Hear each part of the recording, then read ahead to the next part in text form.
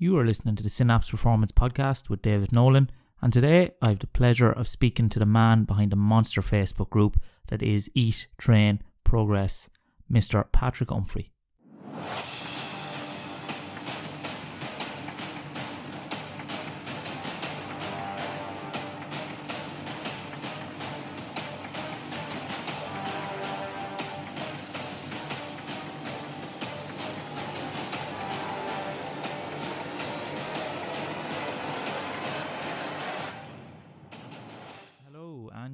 Very welcome today to episode 67 of the Synapse Performance Podcast.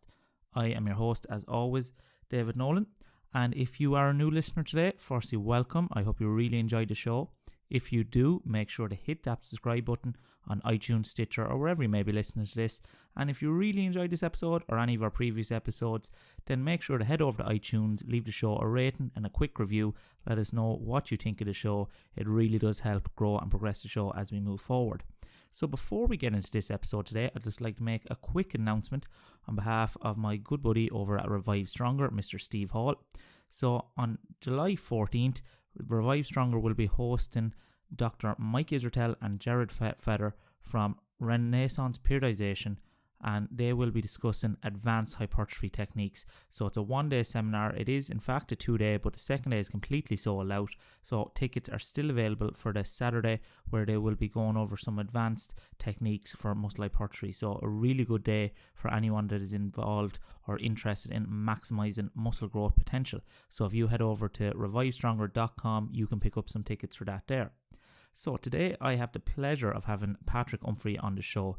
So Patrick is the man behind the absolute monster Facebook community now that is Eat, Train, Progress. He's a full-time online coach and has grown quite a reputable community there of like-minded individuals who are using humour and also their knowledge to progress each other in every facet of their life.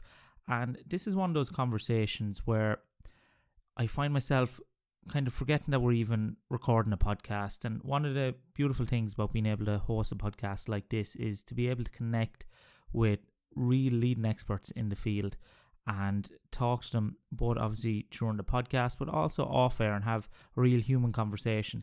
And within this I found myself forgetting about the microphone, the recording, and just falling into a nice conversation with Patrick, and we talk around the role of empathy in coaching, exchange ideas on our coaching philosophy, and then Patrick goes into how to build a community, which I feel is something that people can take away and not apply only to the fitness industry and the health industry, but anyone involved in anything that requires building a community of like-minded people who support and work well together. So I hope you really enjoy this episode today. If you do take value from the show, please consider sharing it across your social medias on your Facebook, Instagram or Twitter, and make sure to tag me there at Synapse Performance on Facebook and Instagram, and at David_Synapse on Twitter, so I can thank you personally for doing so. So that is enough of me rambling on. Let's get straight into this episode with Mr. Patrick Umphrey. So it is a pleasure this evening to be joined by Patrick Umphrey. How are you doing, my man? I am excellent. I'm about 4 coffees in right now, and so I'm almost to the point that I'm vibrating because I've had so much caffeine, but I am feeling good. And life is good. How are you doing? I'm doing okay. I'm busy, so I can't complain anyway. So this evening we're going to get into a few things around coaching philosophy and coaching approaches, but just as a preface for people, for anyone who may not be familiar with you and what you do, maybe you'd like to give us your elevator pitch. And who is Patrick Umphrey? I am an online coach. I run a pretty fun, in my biased opinion, a pretty fun group online called Eat, Train, Progress. It's the name of my Facebook group and my coaching company. And I work with a pretty even mix of what I will just call general population clients. So people who are either looking to lose some weight, people who are just looking to get a little stronger, build a little muscle. And then I also work with about a third of my clients are competitive powerlifters. And so I also work with them to prepare them for competition. A good chunk of those I've also prepared from a starting point of never having powerlifted, meaning I'm taking people who are interested in powerlifting, who want to learn how to do it, and getting them on the platform. And many of them have stuck with it and are having a fun time with it. So That is absolutely fantastic. And you're a very humble man, Patrick. And I think anyone that's familiar with you will be familiar with that group that has grown into an absolute monster of a group and has a really good reputation within the industry. And maybe we'll talk about what makes the group unique later on. But what I want to start off by talking about is something I've heard you reference before, and it's something that is quite interesting, maybe absent in some coaching circles, unfortunately, and that is the role of empathy within coaching.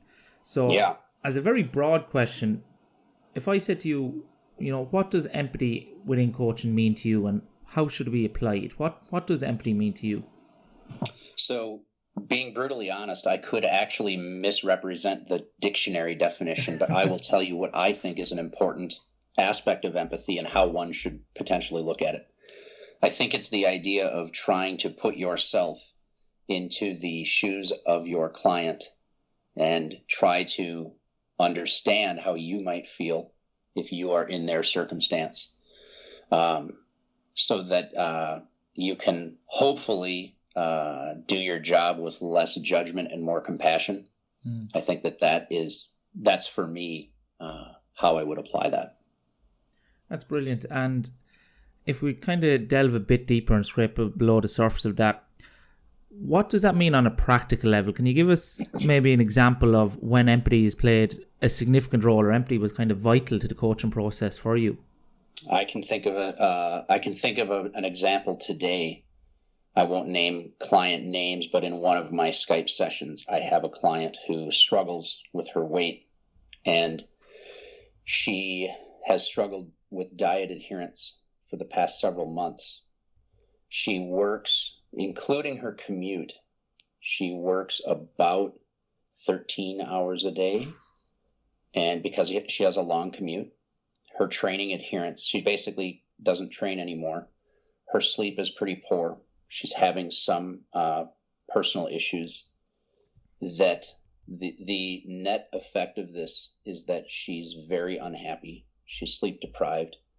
And as you're well aware, those lifestyle factors can massively influence the choices that someone might make and even their motivations behind the scene. Like if your life is going to hell, the last thing you're going to care about is your six pack, because at some point these other things are going to take priority.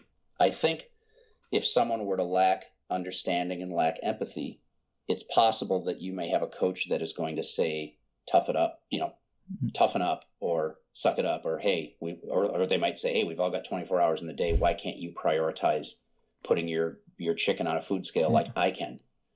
And I think that it's very easy to assume that the experiences you have as an individual must apply to everyone, and that the little motivational speech that you see on the T Nation meme with a lion or a shark on it, like assuming that that's the thing that's going to cause someone to make behavior changes, that's just ridiculous. So I think that would be an example, and I think approaching that with empathy would just be understanding from a sense of showing some compassion and sympathy, and just saying, hey, look, I bet this is not fun. Like, I understand why you're having issues, and it's normal to have issues. Like, you're not broken because you don't have the willingness to log every single calorie in MyFitnessPal when you're working 13 hours a day. Like, having that understanding and showing that support might be a very key variable in trying to help someone out of that situation. And so while I don't know what the answer is for this particular client, we talked about life stress, we talked about sleep, and we talked about identifying ways that have nothing to do with food that cause you to feel good. So what are some ways we can get you feeling better so that you come from a place of feeling better to allow yourself to make some of these changes rather than feeling like shit every single day. So, get someone that's so stressed out that every day they're miserable, and trying to make changes is not the easiest thing, in my opinion. Yeah, 100%. And maybe that's where we kind of need to take a step back and, as coaches, look at the bigger picture. And you know what I mean, if someone is training for their next meet or they're trying to get a certain weight loss and to present with this, maybe we should be the objective ones and say, look, we need to just not maybe do this competition or put off that goal for a while till we get the other big picture factors in place, and then we can come back to this at a later time. Absolutely. And I, in fact, have in 2 weeks, it's June 9th. So from the time of recording this, in 8 days, I have 4 clients that are flying in from out of state to compete at a meet here, and they're all staying at my house.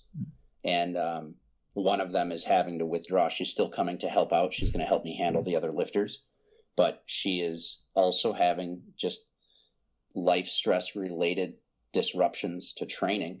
And just as you said, that's kind of the exact approach that we took, is just, hey, it's perfectly okay to withdraw. There's no shame in that. Like, I'm going to assume for 99% of the people that compete in the sport of powerlifting, we do this to add to the quality of our life. Yeah. We do this because it's a pursuit of enjoyment. It is not the thing that puts clothes on the backs of our children or food on the table. And so let's not lose perspective of what's the reason we do this, and let's make it perfectly acceptable to say, hey, I can walk away from this for a while because now's not the time. Nothing wrong with that. Yeah, and I think that's an important one for people to get from an athlete's or an individual's perspective, that if it is not the right time, they can withdraw and no shame, and it's the intelligent decision. Now, I know that there be coaches listening to this and younger coaches, and probably for them, they're trying to still establish themselves within the industry, build their business. I can imagine the concept of telling a client who's trying to get to a certain goal that, you know, maybe you shouldn't do that powerlifting competition. Maybe we need to pull you out of that. There can be a certain hesitance or fear within a trainer that they may lose that client because it somehow will reflect upon them as a failure as a coach or this kind of thing. So from a coach's perspective, what advice would you give to someone who may be hesitant, or they know they should tell their athletes things like this, but are afraid of the negative potential consequences of that from, say, a business or a reputation standard? Yeah, that's a fantastic question. I don't know if I have a good answer to that. And the reason I say that is that I always believe that provided it's delivered with the right intent and the right communication, I think being honest about life balance, I think we're obligated to do that. I think that that's the right coaching decision, as long as you're properly identifying those signs in the athlete that you're working with. Example would be, say even if it's like a younger athletic, college age male athlete that has a minor injury and they're deciding they want to push through it because they want to compete. Like, if I were coaching someone like that, even if it was someone that was very hardcore, that like, oh, I'll suck it up, I'll deal with the pain, whatever, I would feel obligated to say, this is not a good decision. What's the reason for doing this when you can just pick a meet 2.5, 3 months from now, 4 months from now, when you're better? Like, I've competed injured before and learned my lesson. It was the dumbest thing ever. It was stupid. I gained nothing from it. So, bar a bruised ego. Right. Just, now, could you come up with a circumstance where, okay, well, what if you just do a push-pull and you don't do the squat because that's the injury's just affecting that lift? Okay, fine. There might be circumstances where you can say it's valuable to go get the experience. I get that. But just in terms of using your example, I think that we need to hold ourselves to a higher standard as coaches to do what's best for the athlete, even if the athlete doesn't want to hear what we think is best. I think that that's an obligation, especially when it falls under the do no harm kind of statement that I think we all need to be following. Exactly. And I think just from that perspective, any coach who may be hesitant, in the long term, it's going to actually enhance your business and reputation in the long game, because it shows that you put your client welfare first and honesty with the client ahead of everything else. And within that, I'll just alluding to what you said about sometimes we need to tell the client what they need to hear rather than maybe what they want to hear in all situations. And that can work both ways in this, when it's very empathetic and kind of relating, where we have your best interests at heart in the fact that you shouldn't do this at the time.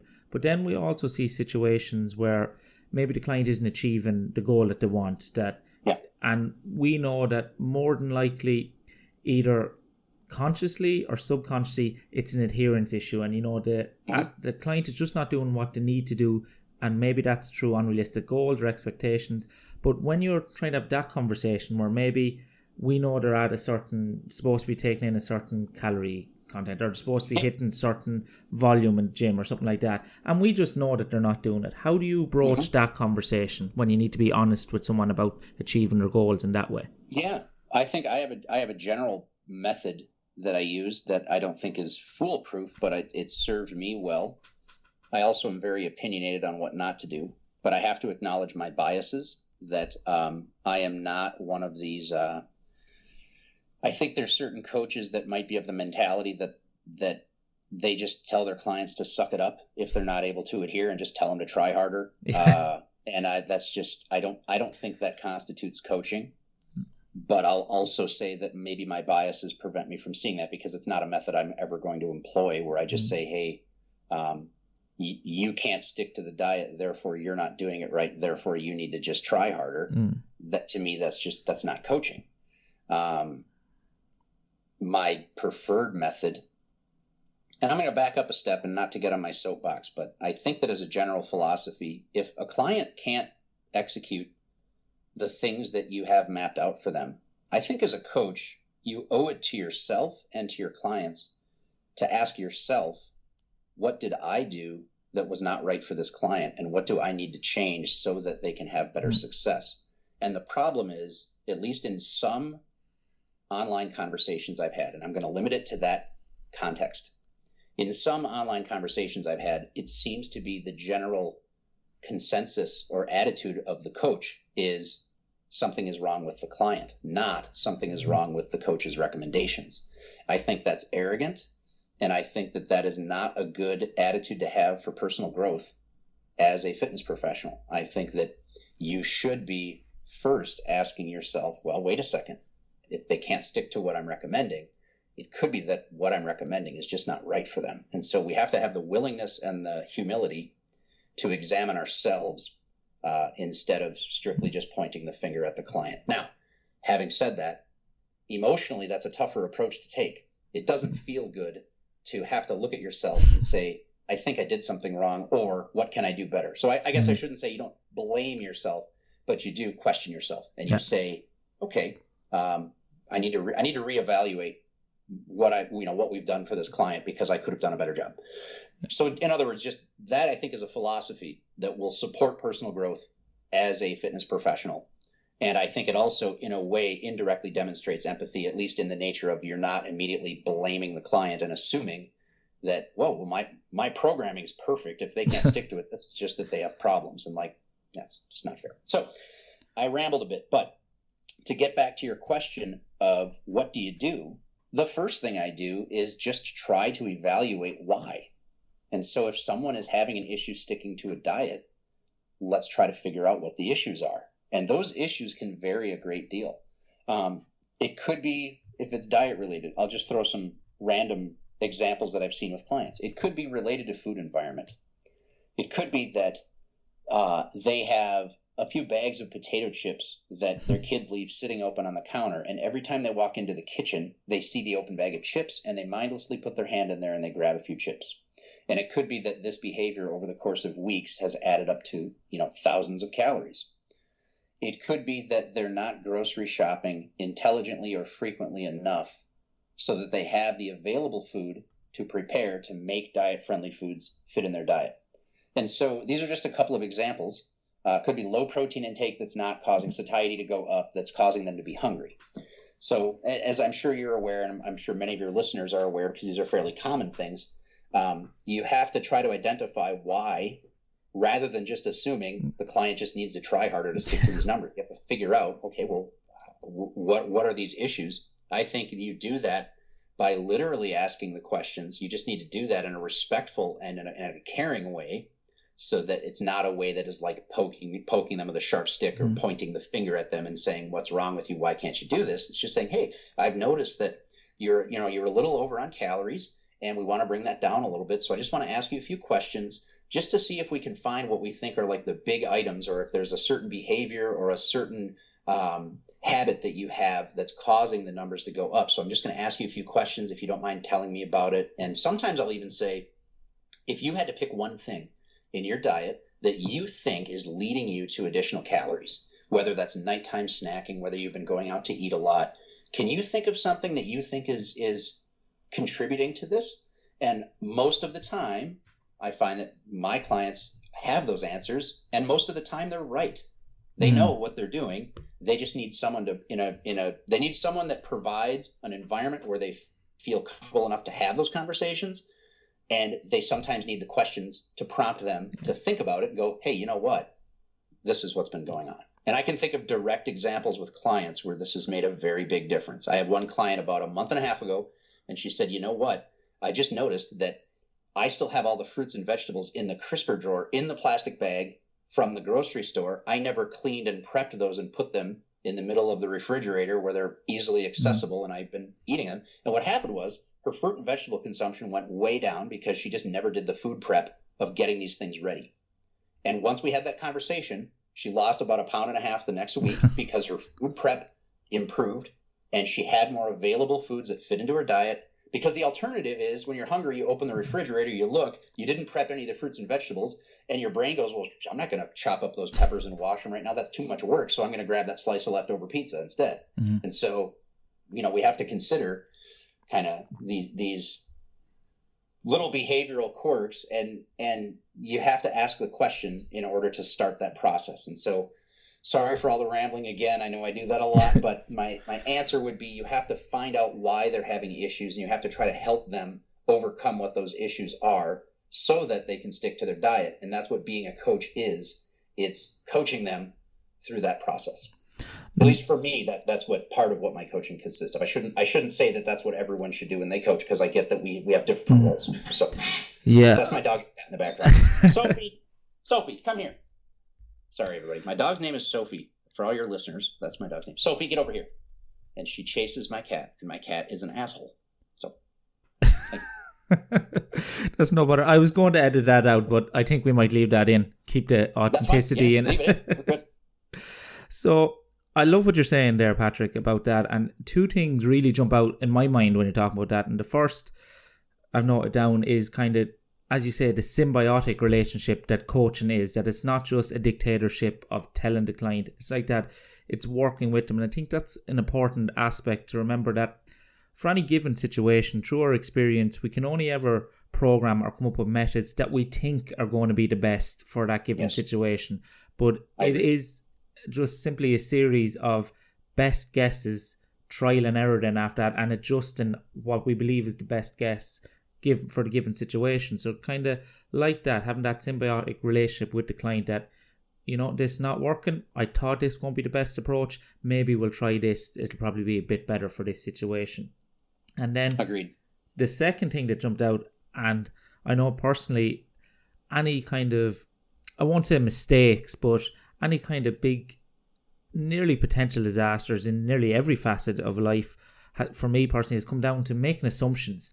And especially, I think, as coaches, it is a very easy trap to fall into, assuming your client is at a certain level of knowledge, or assuming your client has understood exactly what you want them to do or what you're advising them to do. So have you found that it's the case that sometimes it can be easy just to assume that the client knows exactly what you want, or assume a certain level of knowledge, and kind of when we find out, when we actually go and talk, it's like they've completely misinterpreted what I was trying to get across there? Yeah, I think that it's eerie how accurately you're describing some very exact phrases that I've used with clients. So I'm 100% in agreement with you here. I'd have to count, but I have a handful of fitness professionals that are clients. So these are other coaches that I coach, and not a lot, but there's probably 5 or 6 of them. And one very specific thing that's almost exactly what you just said to me, when I'm in my first meeting with them, I say, I know you're a fitness professional. I know you're very knowledgeable, but I've made mistakes in the past where I've made assumptions about what someone knows. And by omission, I'm not clarifying or giving them information because I think they already have the information. And so it's important to me that you don't feel that it's not that I think you're dumb when I tell you about calories in, calories out, because I know you know this, but it's important to me that I do my job properly. And so I'm going to be saying some very fundamental things that I know you already know, but I need to say it, because if I don't, I could miss that one little piece of information that's very important, and I don't want to do a bad job. And so I just deliver it like that. And then it sort of opens the conversation to me providing very fundamental information. But having said that, here's another thing that I think is important to add in. I think oftentimes, and I can say this for myself for sure, I can say it for clients, we know things, but it helps a lot to hear it again. Even if it's not new information, it's almost like a refresher.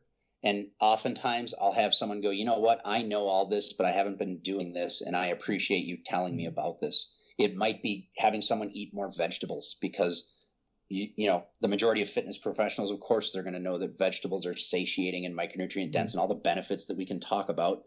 But without realizing it, without having someone giving you a little speech like that, it would be easy to say, you know what, I actually have not been eating very many vegetables at all. No wonder I'm hungry all the time. So that's just kind of an example. But yeah, I 100% agree with everything you just said. I think we do make assumptions. We need to try not to make those assumptions, and we need to not be scared to say very fundamental and trivial things, even if it's in front of someone who we think should already know that. Like, doesn't hurt to hear it again.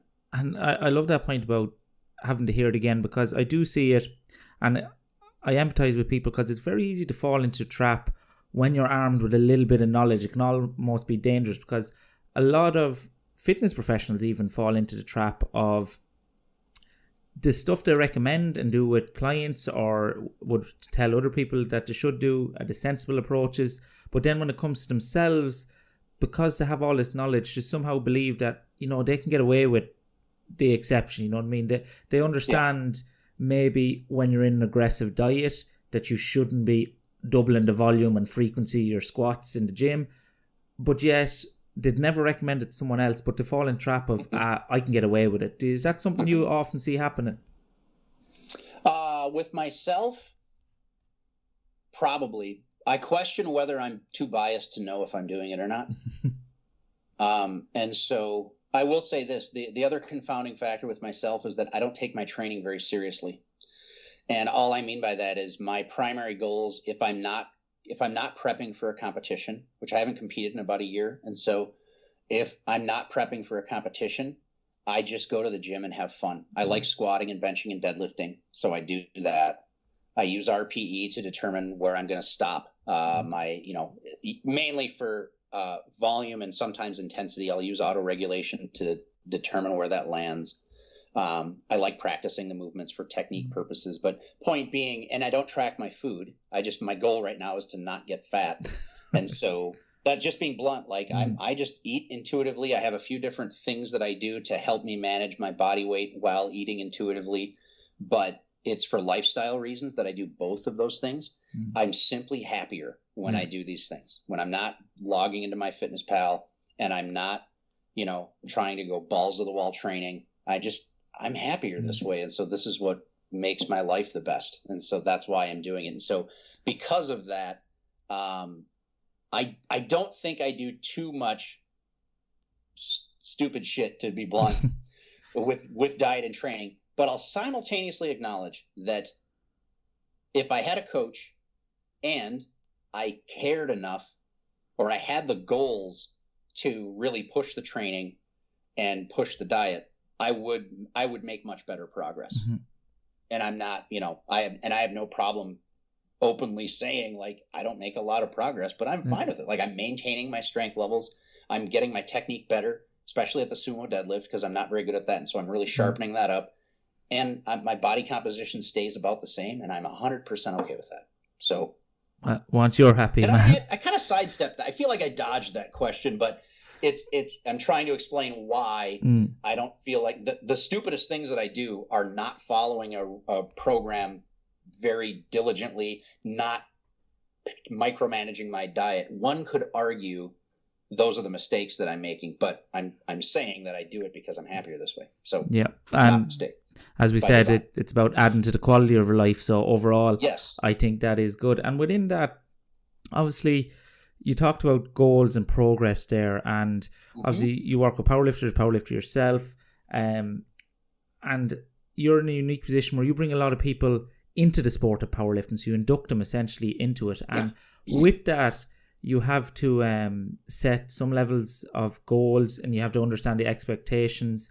So anecdotally, I see myself, a lot of people can be disillusioned with powerlifting when they get into it. I'm a powerlifter myself, so I understand that if it's a sport that you're beginning into and your primary goal is to be the best in the world and, be hitting massive totals, it's probably not the right sport for you if instant gratification is what you aspire after, because it is very much one of the sports where you can't get to the elite level, bar you're a genetic freak, without years and years. That there's no real secret to it. It's just consistent training over years. And with that, do you find that powerlifters often into sport can have unreal expectations, or how do you manage unrealistic expectations, either in a powerlifting perspective or with clients as a whole?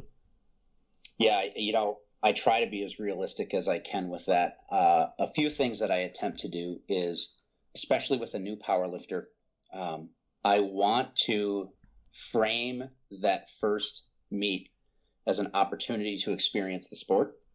I want to frame it as an opportunity to learn about the rules and learn about how to be comfortable powerlifting, and to absorb as much information as you can. And if it works out and you're hitting some PRs in your first meet, I think that's great. But I tend to take a pretty conservative approach with attempt selection in someone's first meet. Most people would probably say I'm pretty conservative, even with experienced athletes, in terms of I don't like people to swing for the fences and try to hammer home gigantic PRs. There's a couple of people who I know who actually believe that if you go 9 for 9, you didn't try hard enough. It's what?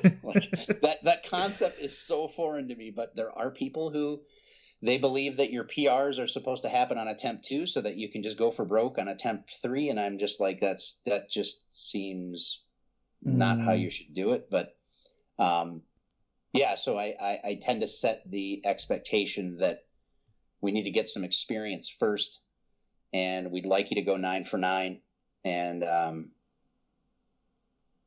think that's, I try to plant those seeds early is basically what I'm saying. And then another thing that I do to try to encourage people as to how we set these attempts is that we can't just say, anyone can say, oh, I want to deadlift 500 at the next meet. Well, anyone can say that, but if your heaviest deadlift the last training block was 365, you're not deadlifting 500 at the meet. I'm sorry, it's not going to happen no matter how much you want it. So we have to then also just look at the training variables and just say, look, we're getting as much progress as we can out of your training. We can see that you're getting stronger, and the goal is just that we improve. And so is your total going up from meet to meet? Are you hitting a few PRs? Are you being smart? Are you staying healthy? If you do that over the long term, you're going to be very, very strong. You're going to love the sport, and everything is going to go well. And I have to say, huge shout out to guys like Matt Gary, who has just published. He's got I think some amazing attempt selection info, and he's incredibly intelligent. I went to a seminar by him last year. Might go again this year, but that guy to me is just brilliant.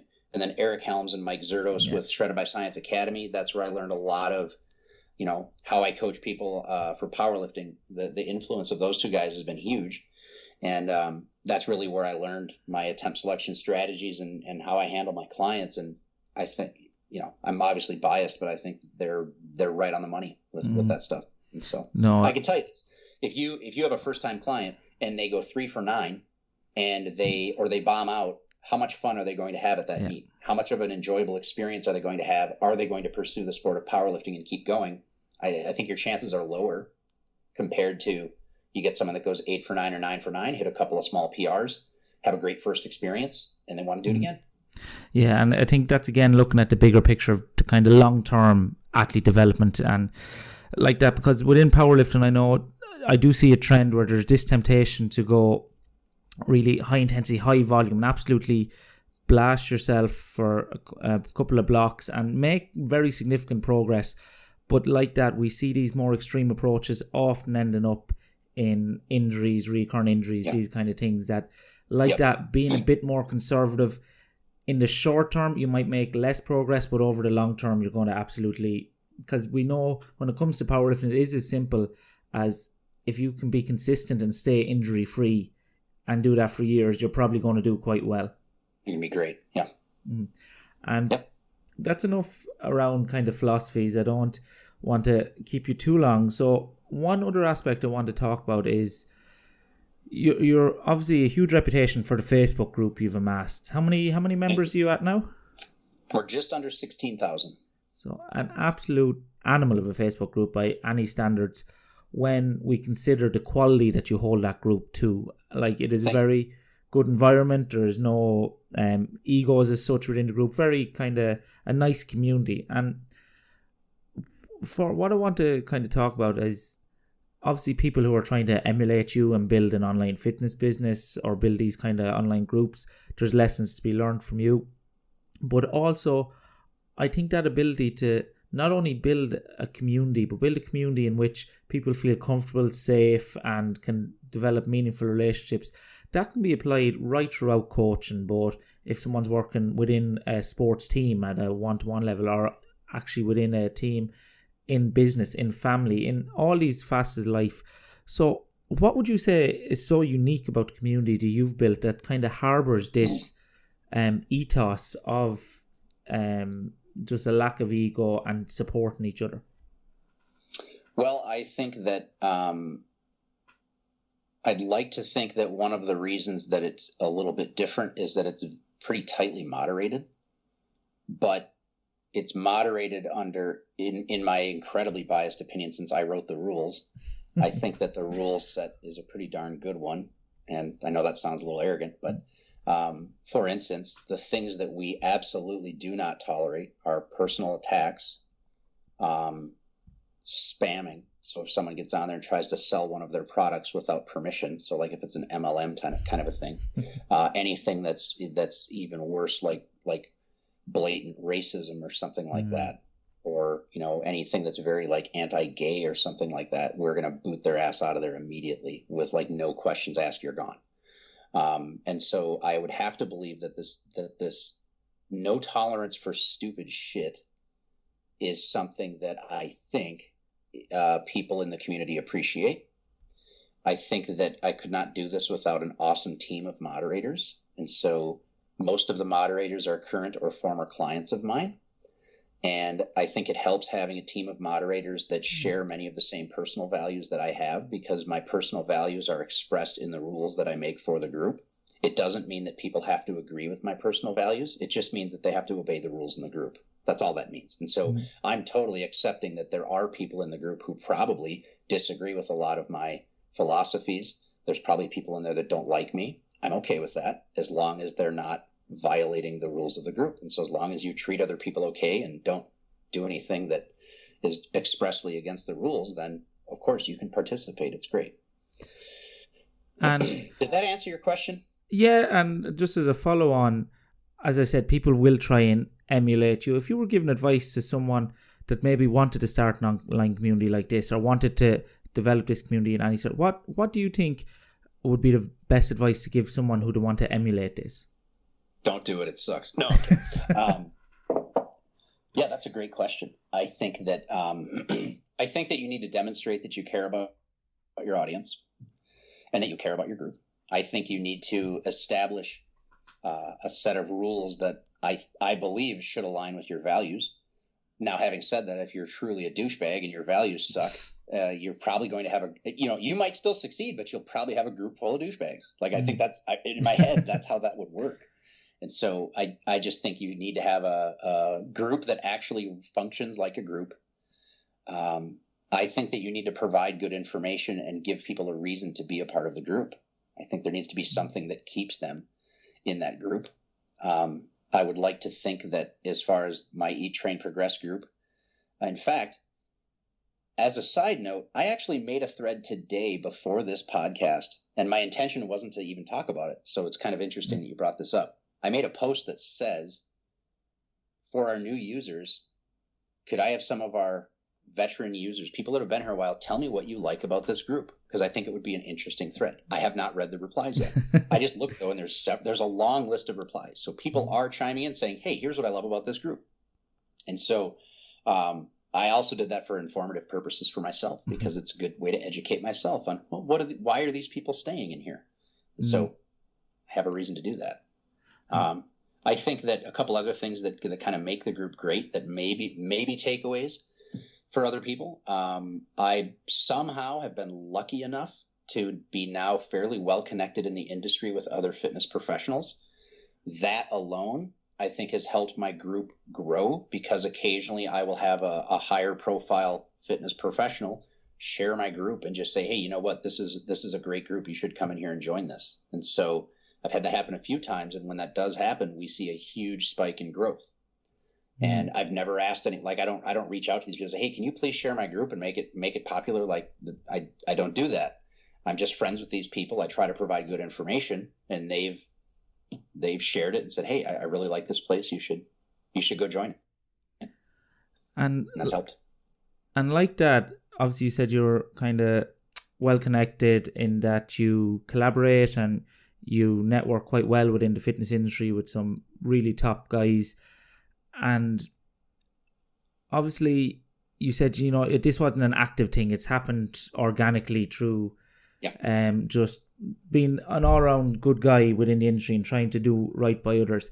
And anyone that's part of that group, or anyone who speaks to you in person or on social media, you're very honest, as in you don't put on a persona, a front. You're very straight up and try to be. How important do you think is honesty for someone maybe that's aspiring to network within this industry or start up their own company? Because oftentimes we see people fall into the trap of putting on this persona, and especially within, say, the evidence-based niche, where humor, some guys seem to compare humor with maybe a sign of lack of intelligence or this kind of thing, take themselves maybe too seriously and don't allow their personality to come out. So how important do you think is honesty and allowing your personality to come through in the fitness community?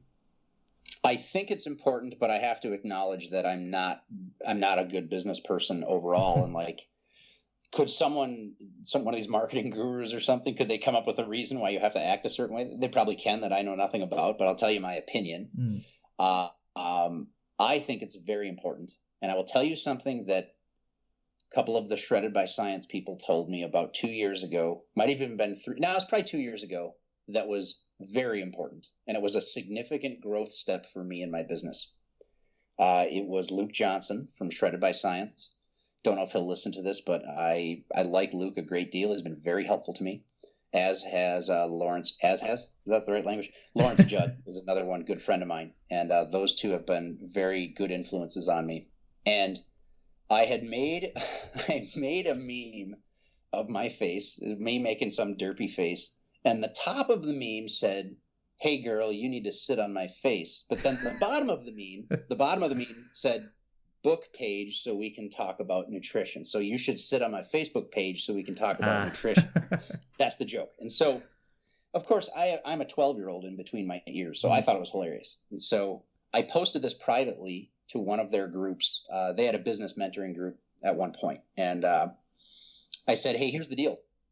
I think this is hilarious, but I'm kind of worried that if I post this to my Instagram, I think I'm probably going to piss a few people off. And is this a bad idea? Because I just feel like it's too inappropriate and I shouldn't do this. And Luke had a firm but beneficial reply to me that was essentially saying, dude, why the hell would you not post this? You need to post this because this is you. Like, this is a perfect summary of your personality. You need to be you. And the thing that stuck with me was this. He said, if you had someone that was so pissed off from this that they're going to not follow you, do you want that person as a client to begin with? And that stuck with me. And that was a very big thing for me, because it encouraged me to just say, look, just be yourself and accept the fact that some people aren't going to like you. And that's still hard for me to accept sometimes, but I'm an adult and I'll deal with it. And so that's the truth. There are people who are not going to like me. And with some of my opinions, I'm, as I get more and more opinionated, I'm sure there are people who are not going to like Patrick, and that's okay. And so there's nothing wrong with that. Yeah, I think that's an important one. I really like that point of, by allowing your personality to come out and doing the things that are unique about you, then in turn you're more than likely going to attract and have people gravitate towards you who you're more likely to work better with and get on well with. And overall, that it's kind of like a passive filter, you could say, for people coming towards you, that you're only going to attract the right type of people that will work well with you within the business. So we're coming up on time, and before I ask you the final question, Patrick, if people are looking to get in contact with you or follow your work, where are the best places to find you? I would go to the Eat, Train, Progress group on Facebook. There are 2 different Eat, Train, Progress, actually 3 different ones. One of them's my private coaching group, but it's called Coaching Support Group. Don't go to that one. There is a page, not a group, but a page called Eat, Train, Progress. It's no longer active. I've not deleted it yet because there's a couple thousand followers on there, and I haven't determined, is there any utility to keeping this thing? But it's no longer actively, people don't contribute to it. So you want the Eat, Train, Progress group, and the banner right now anyway says Eat, Train, Progress in the background, and it's a professional photo of me with a ETP logo on my chest that's been digitally added on there. And it's the group that has about 15 to 16,000 people in it, and you should join it if you want to read a long ass list of rules and see if you like me. It sounds like the world's friendliest cult. That's what. Right. But seriously, I honestly think it's a very good place. People tend to like it there. And I should add something. I make it sound like there's all these rules. We also are there. There's a lot of funny shit that happens there. Like people can post memes. People can just like be smart asses. You just have to do it without attacking people or without disparaging groups of people, So as long as you're not a douche, go ahead, have fun. It's a very fun place. It's a fun place that has a few rules that we expect people to follow. So essentially, don't be a dick is the main rule. If you can follow that, that is one of our rules, as you're aware. Don't be a dick is literally one of the rules.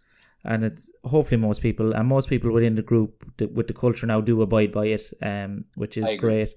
So the final question, Patrick, is one that everyone gets asked, and that is, what would you say is the biggest mistake you've made or the biggest learning experience you've had that has changed the way you approach either your career or your mindset as a whole?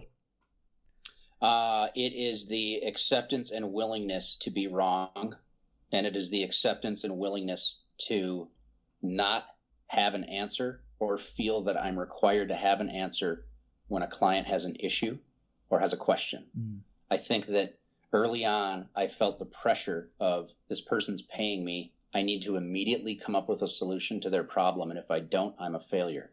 And I don't think that that's accurate. I think that it is honest and humble and beneficial to admit, I don't know, or to be comfortable in a coaching scenario where someone's having an issue and you might not necessarily have the optimal solution at that time. I really don't think there's anything wrong with that. I think that's better than making shit up. And I think there are a lot of people who might be in a position where, because of the pressure they feel to always have the right answer, if they're at a moment where they really don't know, there probably are some people that are just going to make shit up.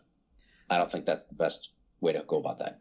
Yeah, I love that answer. And it's funny that you mentioned Eric Helms earlier, because I was only chatting to someone today ahead of the European Powerlifting Conference on here next month. Eric's going to be over, but we were just saying that that's one of the key attributes that he personifies. It's someone at the top of their game, and he has no issues with saying, I don't know, when asked a question. He doesn't feel that compulsion just to give an answer, and that seems to be an attribute of all the top guys within the field. So hopefully for any young coaches or anyone within life, it's a good lesson that you've put forward there, is not to be afraid to say you don't know. And usually when we don't know an answer, we can usually pass someone on to someone that does have the answer. And that is a very key point, is that it allows you it's an opportunity for you to grow more and go learn. Oh, I don't know this. And you know what? I probably need to learn this for my client. I better go figure out the answer to this. 100%. I'm a huge fan of Eric Helms, by the way. Very big fan of his. He's been very influential to me, and I admire that guy a great deal. As do I, and as do a lot of people, and rightly so. So it has been a pleasure chatting with you this evening, Patrick. Thanks so much for your time, and I hope to talk to you again soon, buddy. Thank you for having me on, and thank you for your accent. It is magnificent. I do get that quite often, and well, I'm sure you do. Have a good one, my man. Thank you, sir. And there you have it, episode 67 with Patrick Umphrey.